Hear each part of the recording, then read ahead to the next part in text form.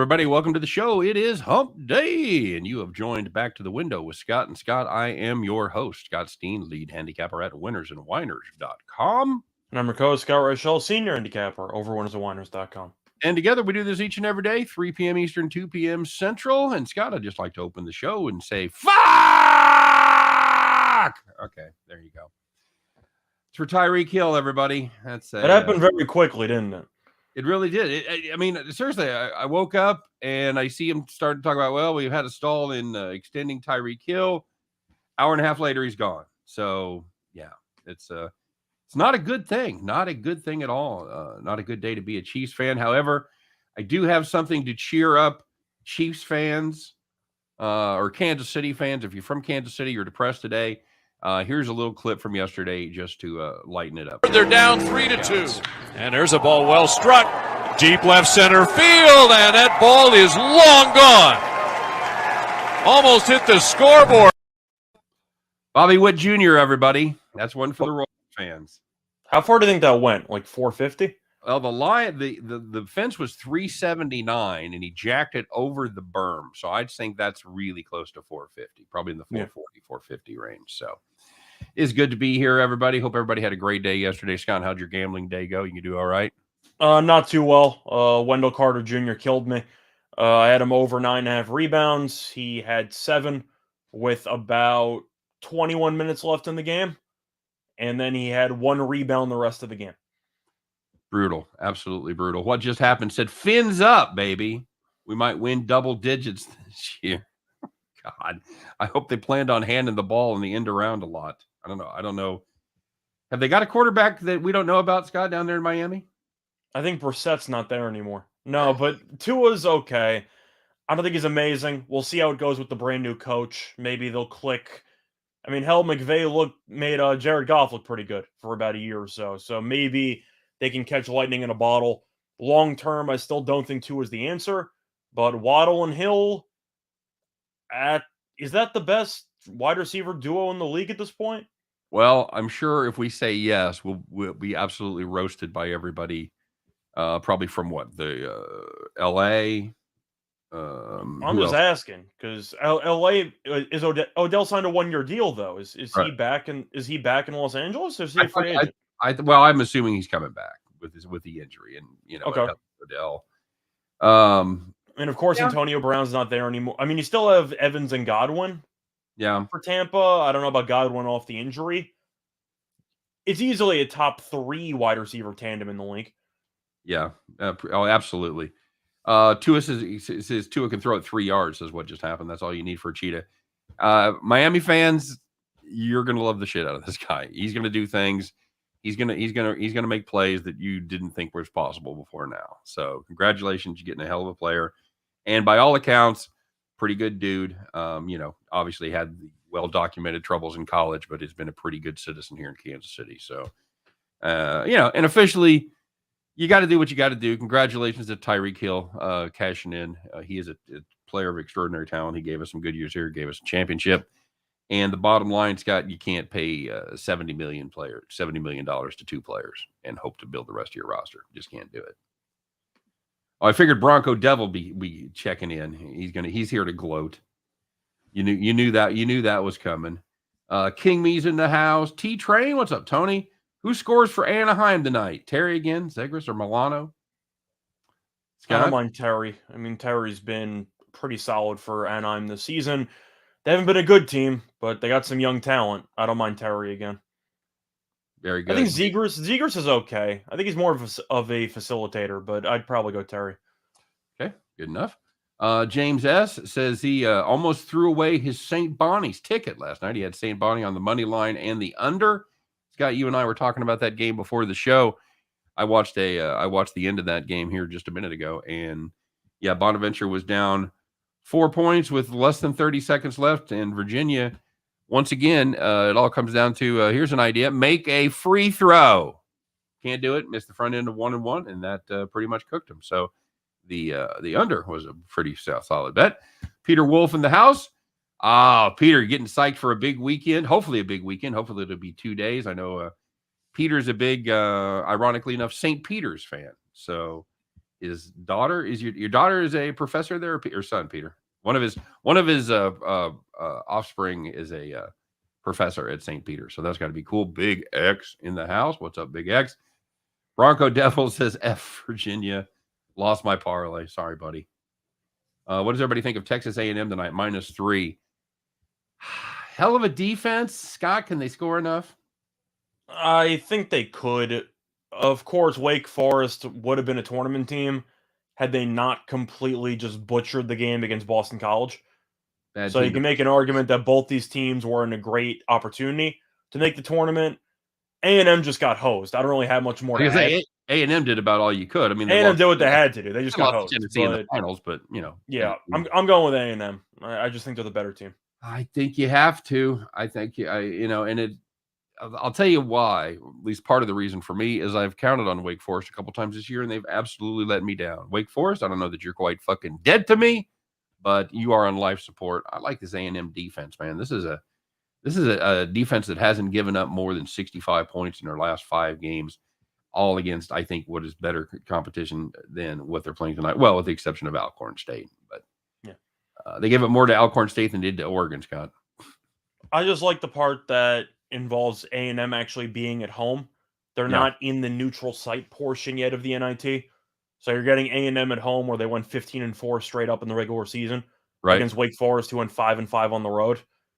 I do like A&M there in Texas. I'm with you. Peter Wolf says oldest daughters were professor there. That was what my first thought was. So, yep, congratulations. Good luck. JC Stone. The Peacocks. That started last year when we started doing, was it Brad Peacock? I'm trying to remember who was it the year before? Was there another Peacock? It was either Brad or Matt. Could have been Matt. It could have been started with Matt. I don't know. It was one of the Peacocks. Bronco should be the St. Peter's Wolf. No, never. It's the Peacocks. Somebody asking about Washington State tonight. Oh man, I find that the hardest college game on the card tonight. I mean, I know there's only 3, but well, there's 4. What's that? There's 4. Oh, you're right. I forgot UNC. The Cover Bowl. Yeah. Washington State, another team that plays pretty good defense. They are decent on the road, Scott. They're a decent cover team on the road. 7-5 against the number on the road, and BYU has been good at times this season, and they've been awful at times this season.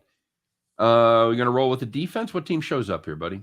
I was tempted by the Cougars, but now you're looking at a situation where, well, you have the Cougars against the Cougars, right? Cougars against Cougars. That's right. That's what I'm saying. So I'll rephrase. I was interested in Washington State. Scott just said he was tempted by the Cougars, by the way. I'm sure that happens frequently, doesn't it? Well, I never leave the house, so not as often as you think. But either way, I was tempted by Washington State plus 3.5. Now it's down to 1.5. At this point, I kind of like BYU at home. Okay. It seems a little too short. I like the under. I think Washington State keeps the game close. I think it'll be pretty ugly. But BYU only laying 1.5 at home where they're 14-2 straight up on the season. I'm going to go with the Cougars. The BYU Cougars. The BYU. I'm going with the Cougars. Thanks, man. Yeah. James says he got the under on that game. We both like the under on Alley Show, didn't we? Yeah. We had the under there. The only game we disagreed on was the A&M total. Yep, absolutely. Roland Mims says happy hump day. You got the Boston Celtics play that you kind of liked and the Miami Heat -6.5. Scott? I know you said you kind of liked the Celtics in that spot. What about the Heat? Well, Celtics were my play of the day. The Heat one, it's tricky because Golden State lost to Orlando yesterday. Disastrous showing there. It scored 90 points against Orlando, which is an absolute embarrassment. Solid. But Miami has so many question marks, and you said 6.5. Now they're favored by 10. Yep, now it's 9.5. Yep. I mean, Golden State punted the game. Congratulations on getting a good number. CLV, baby. Got that CLV. Well, Golden State officially announced, obviously, Curry's out indefinitely. Draymond's out for this game. Thompson's out for this game.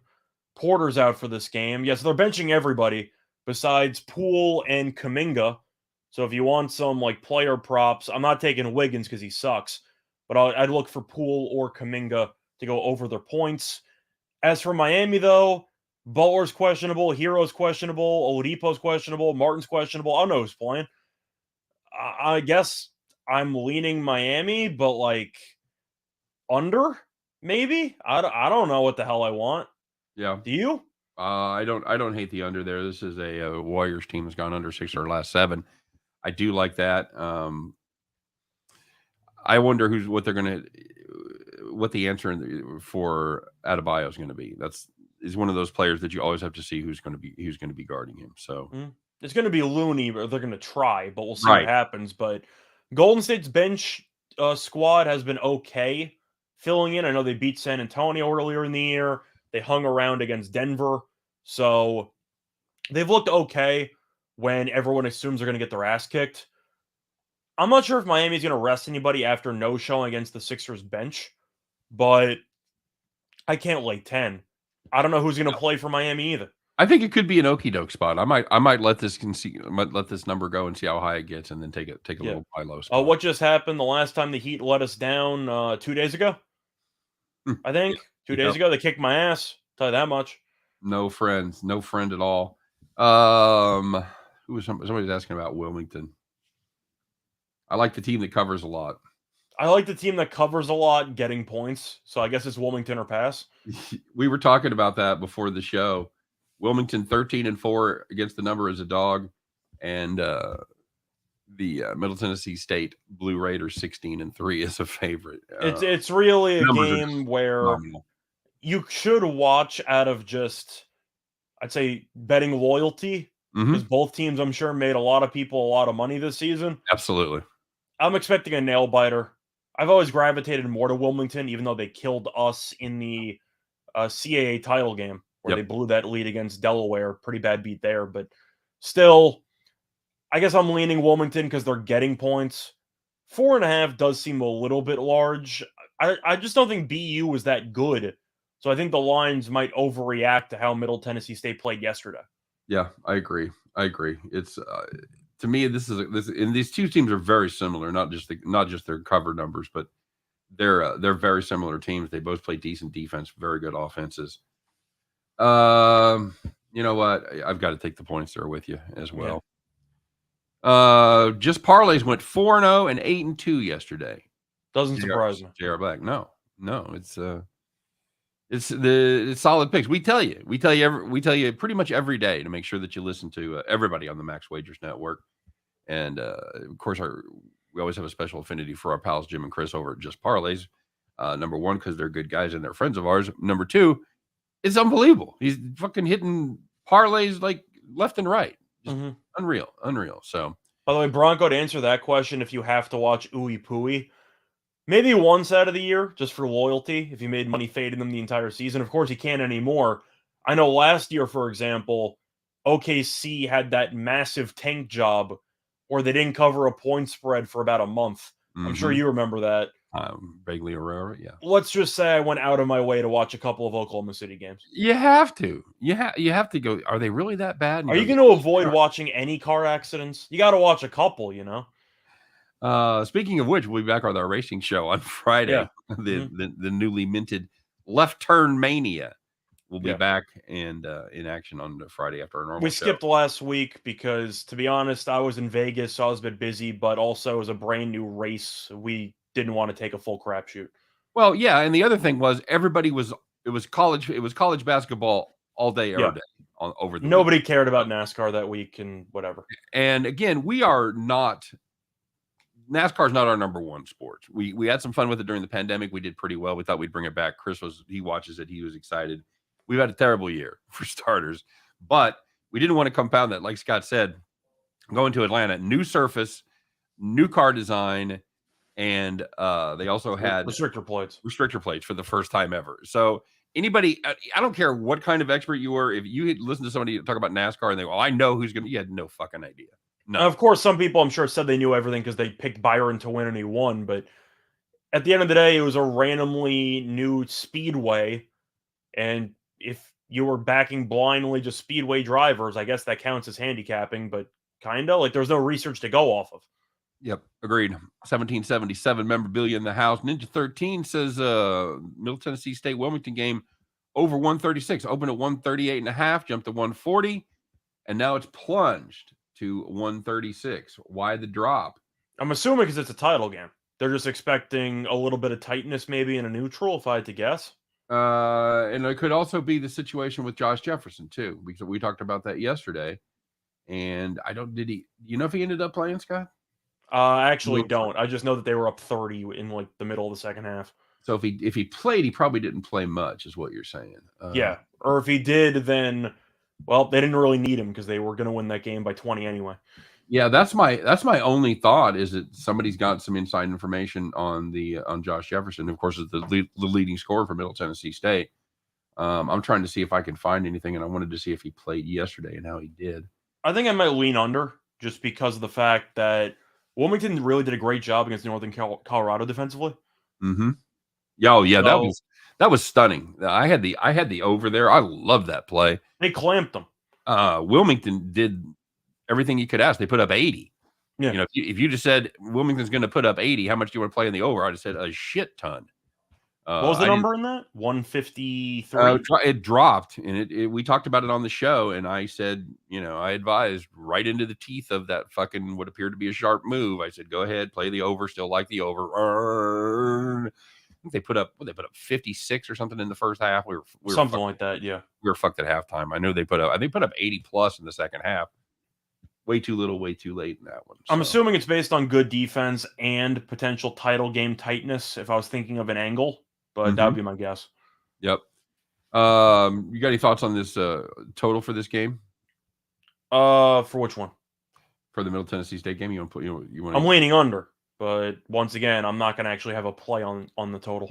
To me, you just lost 4 points of value.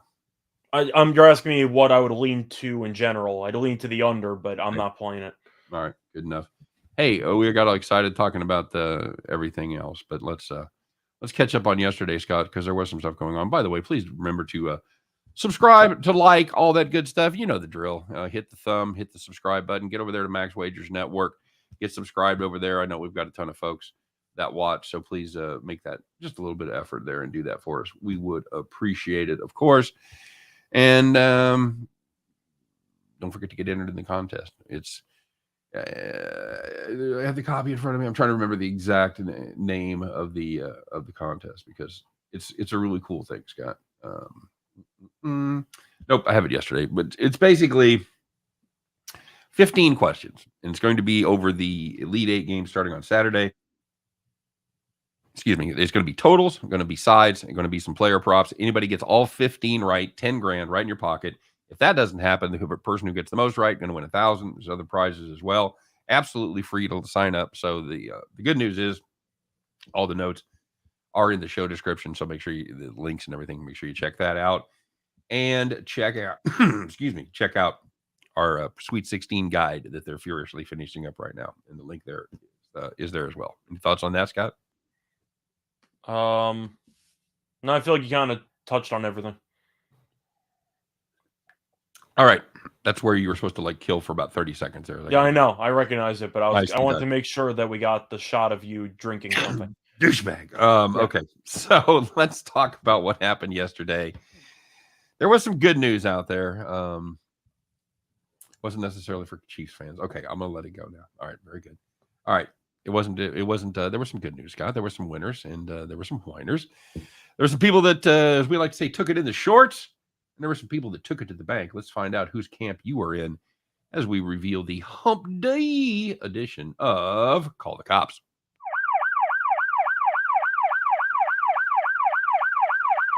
All right, very good. If you had Xavier minus the 2.5, did you have that play personally, Scott? I did not, but I actually watched the ending of that game. Yep. I wish both of them could have lost because that was some of the worst execution I've seen in the final 20 seconds in a while. They were going up against Vanderbilt. They led by 3 with a second left. God damn. They fouled. It's the play we always tell them to do, right, Scott? Yeah, we always tell them to, but with 1 second left, you're cutting it pretty close. They fouled him, of course, so they couldn't attempt the 3-pointer. Vanderbilt made 1 of the 2 free throws. That was Xavier actually had an inbound, by the way, with 0.9 on the clock. So you had a shot there if Vandy got the immediate foul. Yep. And they turned it over on the inbound. Yep. Absolutely. And Yeah. it took about, 10 minutes to figure out who turned it over and what the hell was going on there on that Oh, there pass. were about 4 reviews in the final, 45 seconds. It was really painful to watch those final 40 seconds. Absolutely brutal. Absolutely brutal. All right, buddy. Well, if you had the Islanders team total under 2.5 against the Senators, well, you were in good shape because it was 0-0 with about 10 minutes left in the third period. Islanders scored a goal, and then Ottawa pulled the goalie once. The Islanders scored a second goal right before they were going to pull the goalie. And then down 2-0, Ottawa decided, you know what? Let's pull the goalie anyway. And the Islanders scored again. Don't do it. The Islanders went from no goals in about 50 minutes to 3 goals in 60 minutes. And you can rip up the under 2.5 ticket. Brutal. Probably the beat of the day, huh? Either that or Virginia money line. Yeah. Oh. I didn't even include Virginia money line because I figured we were going to get to it. Plus, we might mention that game in one of the other segments, but still, Awesome. I mean, you have no goals through 50 and you lose a team total of 2.5 and 60. That's pretty rough. Fucking ridiculous. Finally stayed in the NHL if you had the Hurricanes on the puck line, -1.5 against the Lightning. By the way, my Blues came through last night. Told you, buddy. I said I liked the under in this game, and that ended up winning. You're not going to talk about the one you picked wrong on the other side? No. Okay. They led 3-1 with 1 minute left. Hey, that's pretty good. That's more than 1.5, right, buddy? Oh, they're about to pull the goalie, and you know that means you got an empty netter. Could be 4-1. Oh, Lightning pulled the goalie. Here we go. Yep, there was a goal scored. Wrong team. Hurricanes. They win 3-2. Good God, if you had the Hurricanes -1.5, call the cops. I think that paid out at around +170 to make it even rougher for people. But yeah, the under was 5.5. That got there. Very good. All right. Well, there was some good news out there, and this is the people that were on the right side. Instead of burning your tickets, to tearing up your ticket, you're kissing your ticket. You're showing it to your friends. You put it on Twitter. You know who you are, you obnoxious motherfuckers. No, that's not true. You're a winner. That's who we like around here. Hey, let's find out. Scott, who was sitting in the rocking chair? So, first one in hockey, if you had the Kings on the money line against the Predators, King me. led 3-0 after the first period, and they won 6-1. Very good. Very good. If you had St. Bonaventure, and Virginia, it just makes me chuckle to even mention that game. Move. Yeah, absolutely. That was a big time move for us. And if you had the under 123.5 in that game, congratulations. They put up 38 in the first half. You're already in your rocking chair at halftime. You've got a nice comfy spot. You got your cigar going. Yeah, no sweat at all. The game landed 103.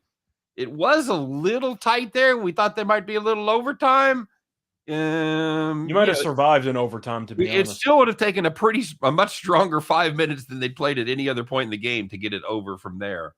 But yeah, he made both free throws, and that was your ball game. Congratulations, 52-51. St. Bonaventure moving on. And if you had the under 123.5, you're counting your money today. Congratulations.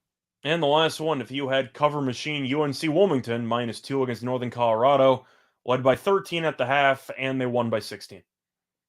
Yep. Now it's cover machine. I would like to know. I doubt if anybody's ever put this together, but are these the two most successful cover teams to ever face each other in the postseason, do you think? It could be. I'm trying to think of what the spread or what the record ATS was for USC last year, because Drake played USC, and Drake covered like the first 20 games of the season. So I'm kind of curious. Yeah, they were on fire, and then Drake this year was the exact opposite. They couldn't get out of the barn. Well, that's expected though. You know, you overachieve 1 year, the markets overadjust, and then you go back down. Absolutely, Scott. We haven't done one of these in a while. Let's do it. Let's get out our bottle of Jack Daniels, pass it around, make sure the Oddsmakers get an extra big swig, because I pretty much I think they were drunk yesterday, buddy.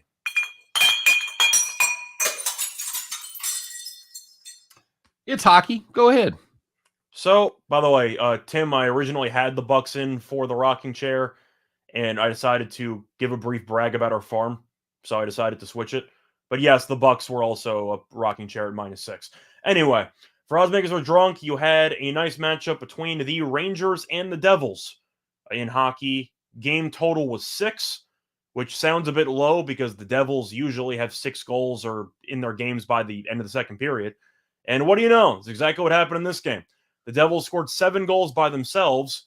You had 7 goals combined after 2 periods, and the game ended 7-4. Is the Devils over the new Presbyterian last year, Scott? I mean, I've been taking overs for the Devils for a while. They've done well. Goal first 10's been pretty good too. For the Devils, yeah, it's definitely been a nice way to get paid. But I know Sherstegen was in net, so the Rangers have good defense, but you can't put the Devils at 6. It's kind of got to be 6.5 at this point. Yeah.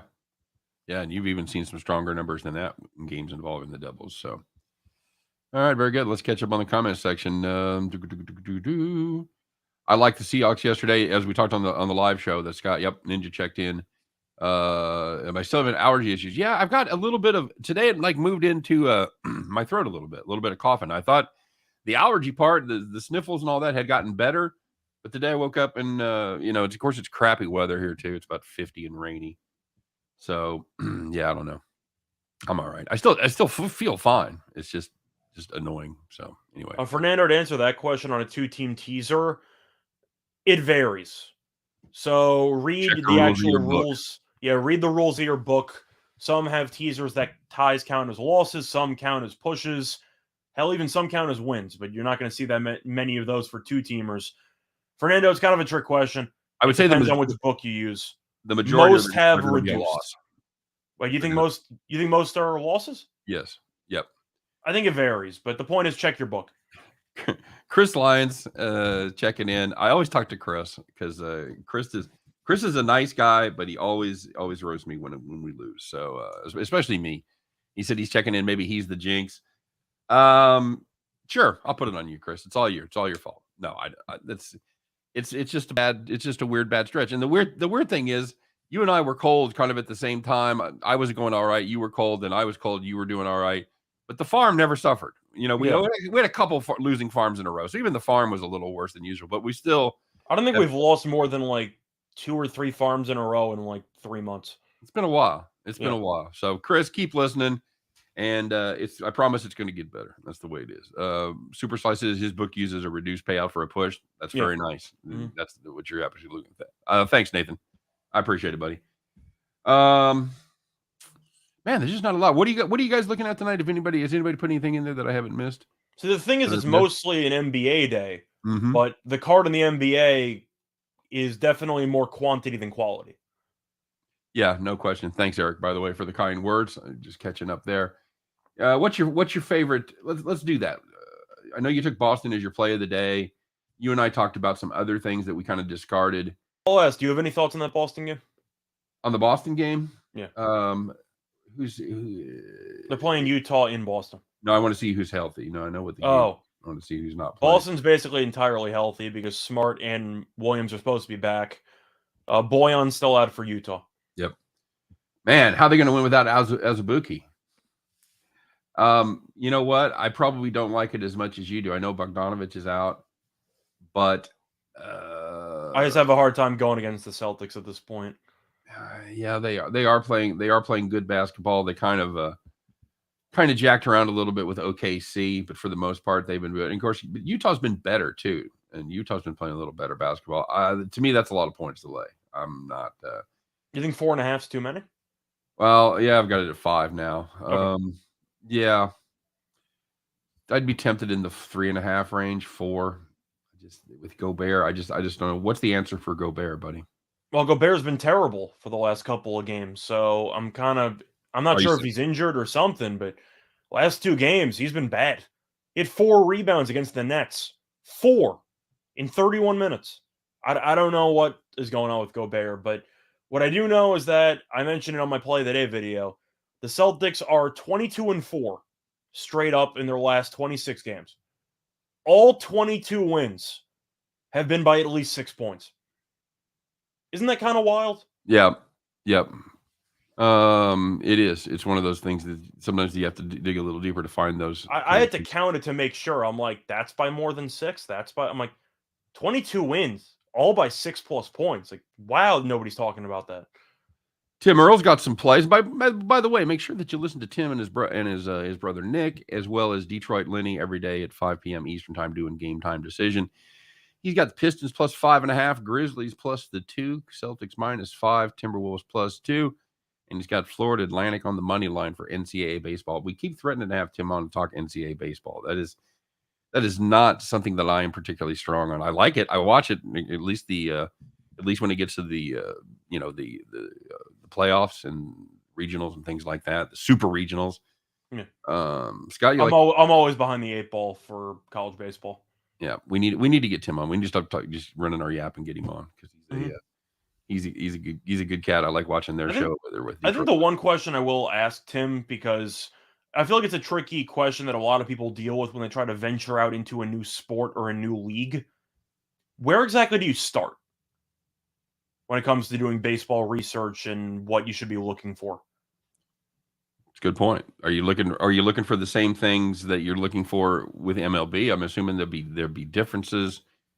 The totals obviously are going to be different. They still use aluminum bats, right? Yeah, they still use metal bats, but I really am curious where you're supposed to start and everything, because of course baseball, you inherently know most of the players in the actual league.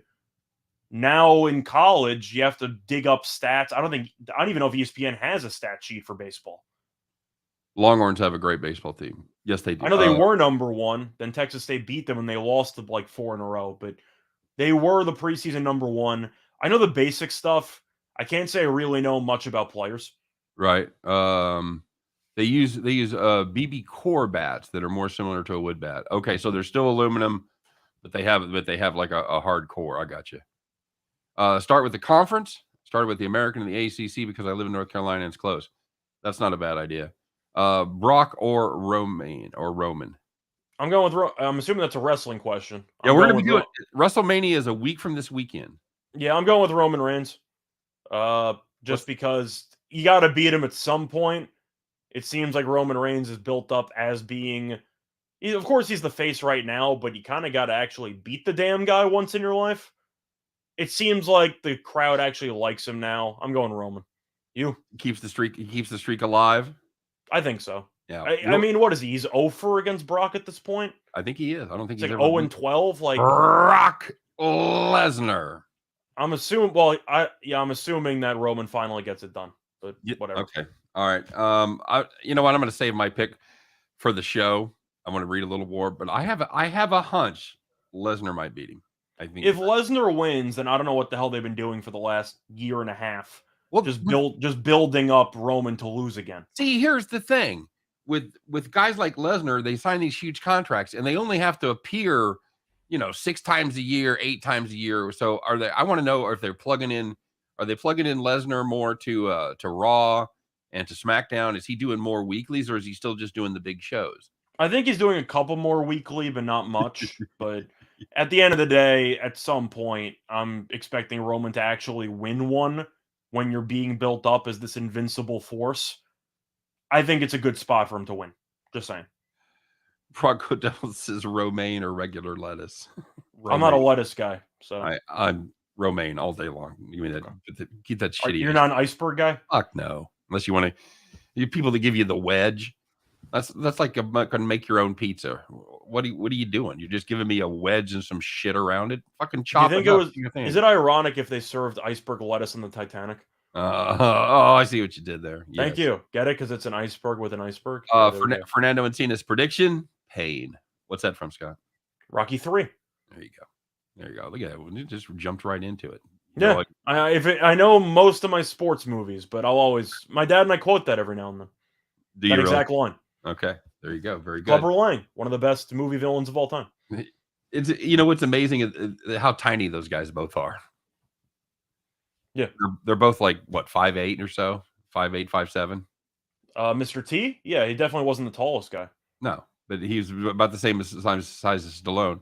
Yeah, with the hair, max point, probably 5'10". Loved it when Brock got pounded by Kane in UFC. Yeah, he had a brief foray into the UFC, and it didn't. Well, he had 2. What's that? He was champion in the UFC briefly, I believe. I think he was champion at one point. Well, then he came back like 5 years ago. He tested positive for steroids and everything. So he ended up having the win voided against Mark Hunt. My bet didn't get voided because I had Lesnar like plus 220, and that was one of the easiest cashes of my life. So, yeah, he's had a couple of, let's just say, experiments with the UFC. What just happened has Fresno State minus 13. It's a lot of points to lay in a college basketball game with a team that runs that slow, and yet I did it. That's my play of the day. I like that. I mean, for the Total Chaos show, I just leaned to the over, and it's gone up about 2 points. Well, I've talked about it on mine, and I'll do it briefly here. You think of mid-major conferences, they're all pretty much equal. Youngstown State plays in the Horizon. Fresno State plays in the Mountain West. You're like, well, they're not a Power 5 school, blah, blah, blah. Here's the deal. Wright State, the best Horizon team in the nation. Or in the conference, rather. They were ranked 175 on KenPom. Scott, there's 11 Mountain West schools. You want to guess how many of them were ranked higher than 175? 0. 9. Okay. 9 were better than 175. The only two teams Okay, worse. so I flipped it. I thought you... Yeah. Okay. Okay, My so bad. you thought higher, but a higher... Yeah, my bad. I misinterpreted what I'm you were still not asking. sure I've mastered the high seed and low seed yet. Yeah. So Okay. don't feel bad. So, yeah, only Air Force and San Jose State were worse than that. And that's the best team. So there's a huge disparity in the conferences. Fresno State does well with big spreads. I think they just fucking hammer on them.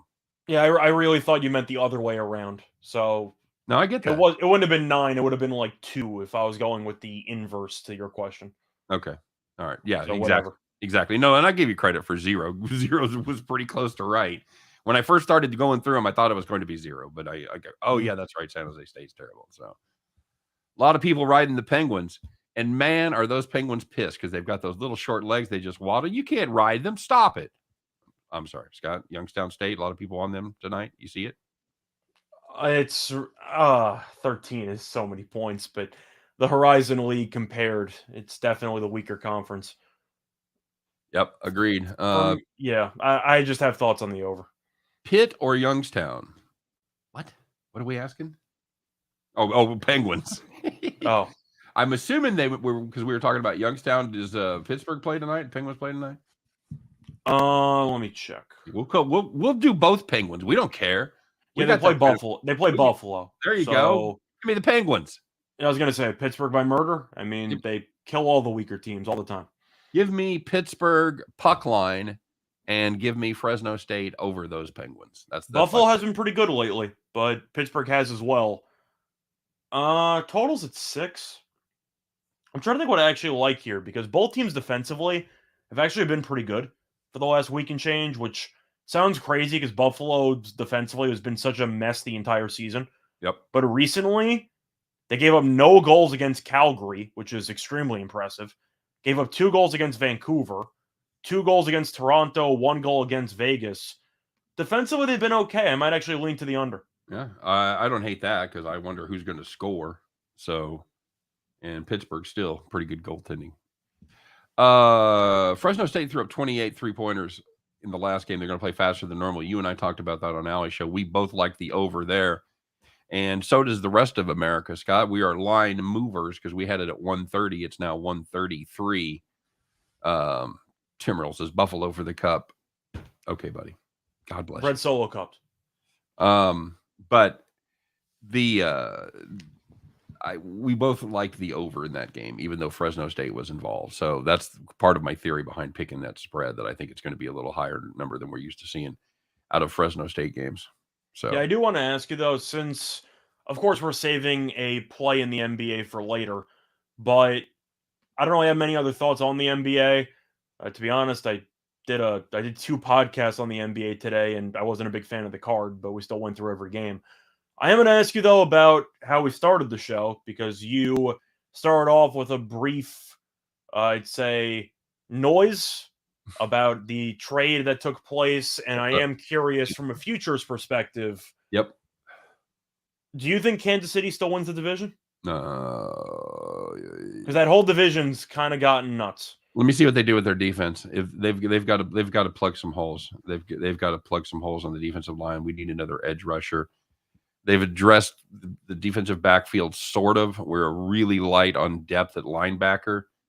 So as with every offseason, I go into it with serious questions about what the Chiefs are going to do on the draft. So, I mean, on the defensive side of the ball in the draft. So, I'd like to know, you got numbers anywhere? Have you seen them? I'm sure everything's down. I will check, but I just figured it was worth asking because I'm sure a lot of people are focused only on the Super Bowl odds and how that's moved. I think Tua MVP went down to 40-1. If you want to waste your money, bet on that. But yeah, I feel like not enough people talk about the actual division odds. I don't think win totals are out yet. Let me just see what I can get. I don't think win totals are out yet. Tim Earl says KC misses the playoffs. That's what happens when you give away too much money to the quarterback. Yeah, I'm not buying that. Although Kansas City's still favored. Yeah. Kansas City's plus 165. Okay. Broncos are plus 220. Chargers are plus 275. And the Raiders are 7-1. You know what? You come at the king, you best not miss. I agree with the Raiders. I think the Raiders should be like 7-1. I know they got Devontae Adams. I know Max Crosby's good. I still don't like the defense. I'm not a fan of McDaniels as a coach, so I do agree with the Raiders being last. You got Herbert and you got Wilson. I don't know. I think that division's going to be an absolute war. I don't know. Memorabilia, I do disagree with you, though. I think Vegas, even if you like the odds, I do think the Raiders are easily the worst team in that division. Oh, you without question. Yeah. JC Stone wants to know when we're going to do our MLB show. I think this is the way the schedule's you're going to strap out because we're going to do a wrestling show. We're going to do our NASCAR show. So number one, I think we're going to be doing double headers all next week. I think we'll do our baseball shows starting Monday after regular time. We'll go Monday, Tuesday, Wednesday for baseball. We'll go Thursday for WrestleMania, and we'll go Friday for NASCAR. Scott, clear your schedule. Okay. Yeah, Mahomes get the Raiders, Broncos, and Chargers. Brady had the Jets, the crappy Bills, and the crappier Dolphins. Oh no, and you got to mention who Brady has now. Brady has the Panthers, the Saints, and who Felipe Franks or Josh Rosen a quarterback? Yeah, that's it. Atlanta. You've got Darnold, Felipe. Oh no, they got Mariota, didn't they? Didn't Atlanta get Mariota? I don't care. But I'm saying he would technically be the starter, wouldn't he? I guess. I don't know. That's the one bet I'm already looking into if you really want to make it a very, very early NFL bet. Buccaneers to win the division, minus 280. Thanks. Yeah. Thank you. I don't know how that's not 4-1. They're gonna kill everybody in that division. Scott, Chris Lyons asking about the Nets tonight going up against the Morant-less Memphis Grizzlies.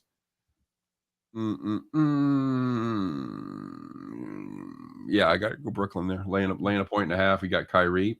I mean, the Grizzlies would be a playoff team without Morant, just based on record, because they've been so good without him. But Durant and Kyrie together just have so much scoring power. And the Grizzlies defensively are actually better without Morant. Offensively, they're worse. Not a surprise. I know they got Dylan Brooks back. They have Jaren Jackson, who's been good this season. But the Nets just have two unguardable guys. I'm going to go with the Nets because either of them can go for 40. Yeah, absolutely. And the Nets, as you might suspect, they are absolutely fire on the road, 7-0-1 against the number of their last 8. So, I'm going to fade Kyrie on his birthday. Come on, man. What just happens that I genuinely enjoy the show, y'all. I'm going to try and dab in handicapping while in school. It's excellent mental break for an hour. Plus, I make money, usually at least enough to get a big gulp. There you go. I'm going to ask you, though. Tim, what's your big gulp drink of choice? Were you a one-drink guy, or did you mix? Me? Yeah. I did. Of all the bad food habits I have, and as you suspect, you were never a 7-Eleven guy? No. I don't drink soda without food. I've never been just a drive around, sit and drink soda at my desk. I'm either drinking water, I'm drinking green tea. I do like a frosty beverage, soda with dinner. Coke, Mountain Dew is my favorite. I might have cheated back in the day. I would fill up the big gulp with Slurpee and then pay big gulp prices for the Slurpee. Oh, man. Pretty degenerate, but I did it. Stealing. A&M minus 2.5. Yeah, we are reluctantly. It's basically about the defense. Tim Earl points out the Grizzlies are 14-2 without Ja. Yeah. I know talked about that. And their record against the number is very good as well. I just like this Nets. If it was against anybody else, I'd be tempted. But this Nets team on the road, I think that's a machine right there, bud. Yeah, James, I kind of quit soda, mostly for college because the water was free and the soda was actually expensive. So I just did it for saving money. But yeah, for the most part, the only drink I'll have now soda related is probably ginger ale, a little bit, like not Okay. much. All right, very good. Yeah, I've limited myself to 1 sugar soda per week and 1 diet soda per week. I do acknowledge though that Mountain Dew is delicious. It's the best. It's the best. Mountain Dew with a shot of Jack Daniels. I'm a purist when it comes to my bourbon. I don't like mixing it with anything, and I really don't like it mixing with anything sweet. I'm just not my son drinks Jack and Coke. Oh, no, just fucking no. Remember in high school a couple of times we would pour some vodka into blue raspberry Slurpees. That was dangerously good. I could get behind that. Yeah. Magic Thunder. Somebody asking about that, and we might have a play on that here in just a moment. So Unless you want to get into it right now. You ready? I don't know what other games you want to talk about. It's about that time. I think Arizona green tea. Big fan, Tim. I agree. I still think the best tea on the market is. I'm a sucker for the Arnold Palmer, man. I can't do it. Good stuff. I despise stuff, man. I despise sweet tea. Okay. I absolutely can't do it. Can't do anything about it. A lemonade iced tea combo, man. It's good stuff. All right, fair enough. And I know I'm in the minority. I get it. A lot of people drink sweet tea. I'm allegedly from the South. Whatever. So you're not even a twisted tea guy for an alcoholic drink? Those aren't bad either. No. Try Rowan's Creek. Best bourbon. Okay, I'm always about the good bourbon. Yeah, King Me, that's true too. My dad's a big brisk guy. Good iced tea too. Yep, agreed. All right, let's do it, Scott. Let's get ready. You know what it is. It's hump day. We're back on track. It is time, everybody, to put on your overalls. Put on your good hump day overalls, whichever ones are lucky for you. Strap them up tight. Get your straw hat on. Climb aboard that John Deere. And pull your lucky rabbit's foot keychain out. And get ready, kids, because it's time to bet the farm.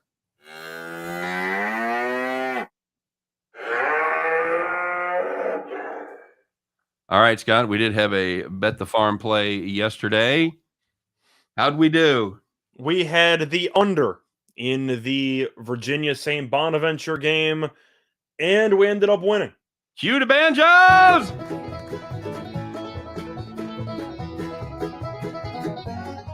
Yeah! All right. That's it. It's the Straw Hats, the much rumored, the much talked about, the much threatened John Deere Straw Hats are in place. We've also reached out to John Deere about sponsoring that segment. So we'll see how that goes. But in the meantime, hey, back to business. We've got a Bet the Farm play. And somebody talked about it. It is from the Orlando Magic and the Oklahoma City Thunder. We're going to play the under, guys. The under 221.5. That is available at -110 at BetMGM. Of course, don't forget to stop by. Check out the deal with BetMGM. Still, your initial bet is absolutely risk-free, up to $1,000. Check out all the details in the show notes description. And, of course, still have the NBA situation where if you bet $10 on any NBA game, somebody makes a three-pointer, $200 in your account. So make sure you check that out. But for this one, we're going to play the Magic Thunder under 221.5. Why would we do such a thing? Well, each of Orlando's last 2 games have had less than 185 points. Speaking of less than 185 points, these 2 games played back on March 20th. That doesn't seem like that long ago, Scott. Landed 175, buddy.